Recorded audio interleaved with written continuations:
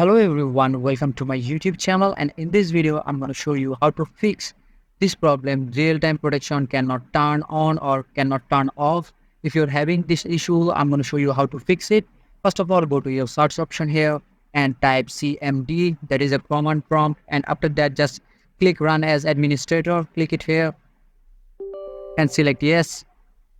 And after that you have to give two commands here. I will provide those commands in the description.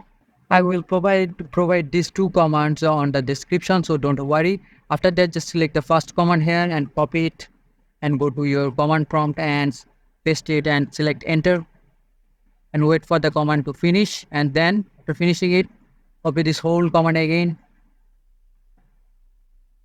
and just paste it here and select enter and wait for the command to finish. As you can see, the command is finished and your problem will be solved. So this is the video, and I hope this is a helpful video for you, and I will see you guys in the next video.